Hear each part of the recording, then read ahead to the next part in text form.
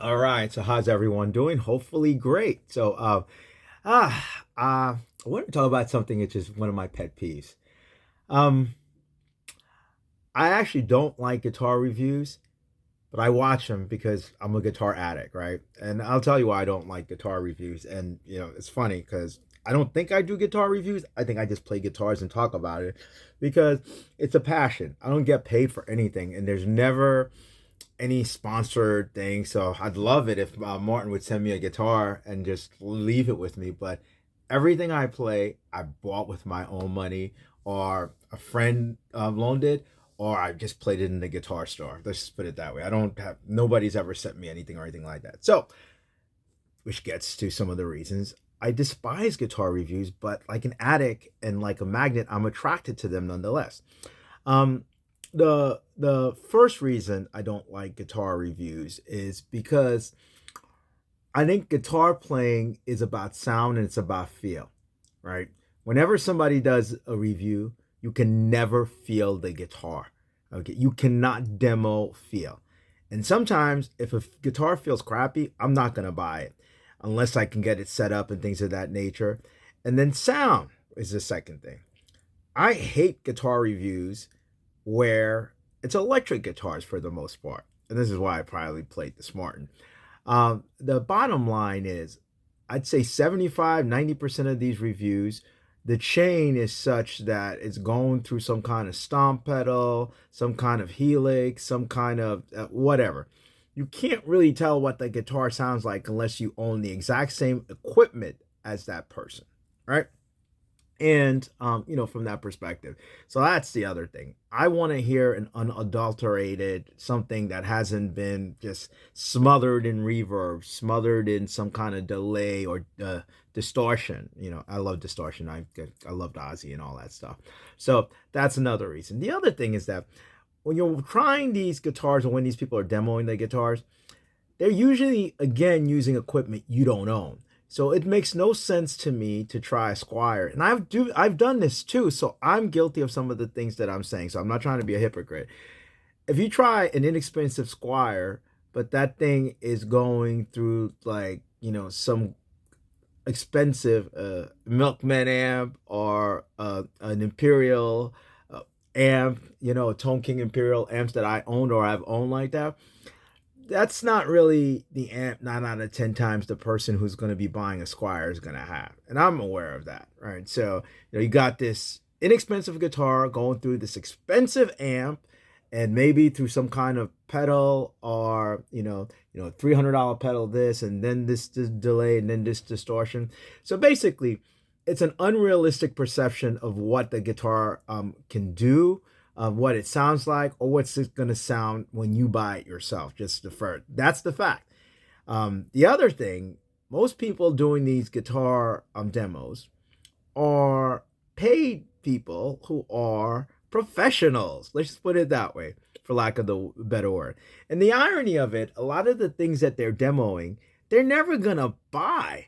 It's either going to be given to them once in a while. So I should not paint this blanket picture of it.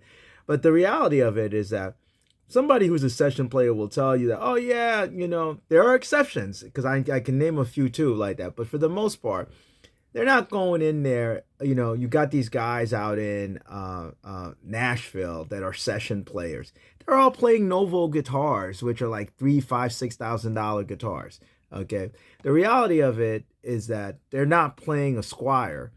They get something that's sent to them by Sweetwater, and then they demo it, and then this is really marketing 101.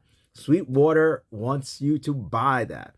That is the primary reason for these demos. It is to generate interest and for you to buy. So very rarely, even when a lot of these guys who are paid sponsors that they're doing these demos say that they're going to return it back to Sweetwater or Guitar Center or whatever the hell it is that they're getting that from. Well, come on, just use your common sense. Do you think Sweetwater, Guitar Center, whatever the outlet is, Musician's Friend, is going to send you that guitar for you to demo on your channel if you're just going to give it the old F-bomb all the way through? Yeah, they'll say a couple of things that could improve from it and all that and that.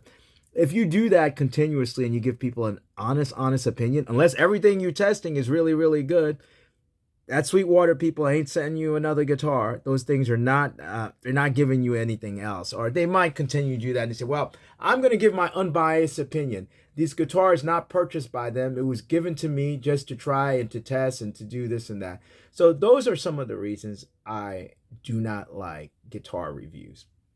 For me, the reason I started this channel, and you see a lot of these guitars are that, it's pretty simple. I started this channel as almost like a fluke, to be honest with you. I am not a professional musician. I am a corporate man. I love guitars. That's why you'll see guitars all over my house, period. So it's unbiased, whatever I say about it from that perspective. I started the channel because I was interested in buying a guitar. At the time, it was like a 175 Gibson. I was in Guitar Center, put my, what do you call it? My phone up, videotape myself and put it up and just started doing that randomly. I never even talked. Okay, that's my other pet peeve, and I'm doing it. I'm breaking the rule. I never used to talk. A lot of the thing is time in these guitar reviews. I just want to hear the guitar. I do not want to hear the person telling me about all the specs. It's, oh, this has ebony. This has 1 3/4 nuts, and this. I can read. I can look at that. I'm looking to get in and out to hear the sound sample, and quite frankly, and I hope I'm not guilty about this as much. I'm not looking to see how great of a guitar. I get lost in it. And I found some great guitar players just by the demos themselves. Some funk dudes, some rock dudes, some classical guys. Period. Like, I subscribe to Sickest Guitars. I don't care what guitar these dudes are playing. Mwah. If you like classical music or you just love guitars, man, that's some of the best chops you'll ever see. I don't care about the guitars. I'm not gonna go buy like $10,000, $12,000 Romanilios or anything like that. So.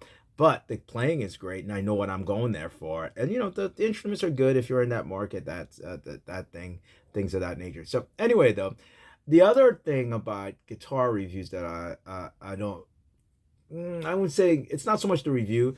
It's something that came about in a recent review. Some people could figure out what I'm talking about. You know, when you demo something and you say, oh, I love this guitar and this is the best, and then you proceed to change everything on the guitar. I mean, what the hell? Okay, so for example, you buy a guitar, you say this is the best after you've tried 3 guitars. Yeah, it's the best guitar, but I'm gonna have to change the pickups. Boom. I'm gonna have to change the harness on that and all the capacitors and all the wiring stuff on that.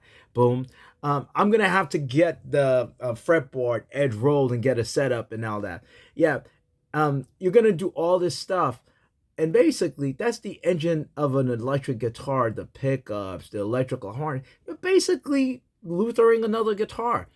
That's no. And if you're trying to make it sound like something else, save your money and get whatever you're trying to compare it to as like that. So I love these comparisons to guitars that are, you know, more expensive.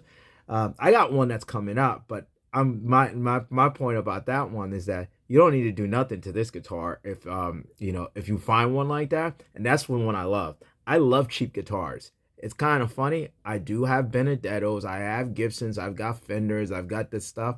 But man, I am an immigrant at heart. I love cheap guitars and guitars you can get a lot of bang for your buck, period. So anyway, though, sorry for the long